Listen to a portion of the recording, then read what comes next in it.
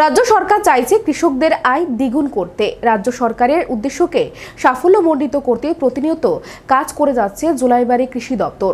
দপ্তরের আধিকারিকদের অক্লান্ত প্রচেষ্টায় ও কৃষকদের অক্লান্ত পরিশ্রমে দক্ষিণ জেলায় কৃষিকাজে কৃষকরা স্বয়ম্বর হয়েছে, যার মধ্যে অধিকাংশ কৃষিজ ফসল ও ধান উৎপাদন হয় জুলাইবাড়িতে। শনিবার থেকে সমগ্র রাজ্যে সরকারিভাবে ধান ক্রয়ের কাজ শুরু হচ্ছে। ধানগুলি সঠিকভাবে বিক্রি করতে কৃষকদের যে কোনো প্রকার অসুবিধার সম্মুখীন হতে না হয় তার লক্ষ্যে এই মরশুমে যে সকল জায়গায় ধান উৎপাদন হয়েছে সেই সকল জায়গায় সরকারিভাবে ধান ক্রয়ের সেন্টার খোলা হয়েছে। জুলাইবাড়ি থেকে রাজ্য জুড়ে সরকারিভাবে ধান ক্রয়ের কাজের শুভ সূচনা করা হয়। অনুষ্ঠানে উদ্বোধক হিসেবে উপস্থিত ছিলেন রাজ্যের কৃষি ও বিদ্যুৎ দপ্তরের মন্ত্রী রতনলাল নাথ। উদ্বোধকের পাশাপাশি উপস্থিত ছিলেন খাদ্য দপ্তরের মন্ত্রী সুশান্ত চৌধুরী, জুলাইবাড়ি বিধানসভা কেন্দ্রের বিধায়ক তথা মন্ত্রী শুক্লাচরণ নোয়াতিয়া, বিধায়ক প্রমোদ রিয়াং, খাদ্য দপ্তরের সেক্রেটারি রেবেল হেমন্ত কুমার, দক্ষিণ জেলার জেলা শাসক সিদ্ধার্থ শিব জসওয়াল, শান্তির বাজার মহকুমা শাসক অভেদানন্দ বৈদ্য, বিশিষ্ট সমাজসেবী অজয় রিয়াং সহ অন্যান্যরা। অনুষ্ঠানে বক্তব্য রাখতে গিয়ে কৃষিমন্ত্রী বিগত বাম আমলের সঙ্গে বর্তমান সময়ে কৃষি ব্যবস্থার বিভিন্ন দিকগুলি জনসম্মুখে তুলে ধরেন।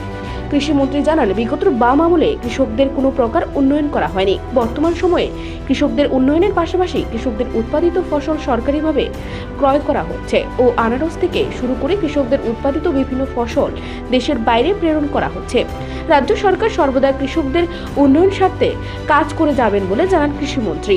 আগে পাঠানো হতো না, ওই যে বলছে আয় ডাবল করতে হবে, তাদের উপর সরকার থাকতে হবে, শুধু কৃষকদের উপর ছেড়ে দিলে হবে না।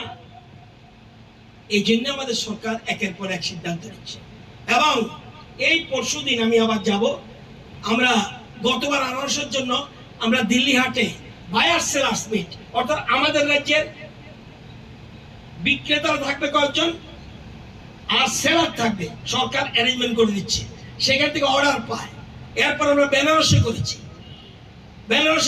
এবার আবার 20 তারিখ করবো আমরা ইন্দোরে, অর্থাৎ কৃষকদের পাশে থাকতে হবে, মুখে বললে হবে না।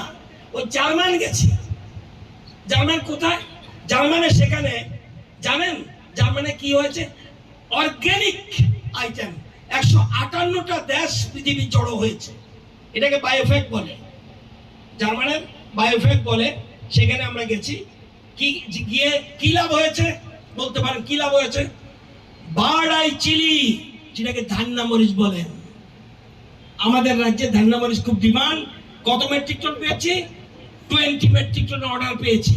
অনুষ্ঠানে বক্তব্যের মাধ্যমে মন্ত্রী সুশান্ত চৌধুরী জানান, আগামী 1 মাসের মধ্যে সরকারিভাবে ধান ক্রয়ের কাজ সমাপ্তি করা হবে। এর মূল কারণ 1 মাসের মধ্যে পঞ্চায়েত নির্বাচনের দিনক্ষণ ঘোষণা হয়ে যেতে পারে, তাই রাজ্য সরকার চাইছে কৃষকদের উৎপাদিত ধান আগামী 1 মাসের মধ্যে ক্রয় করা হবে।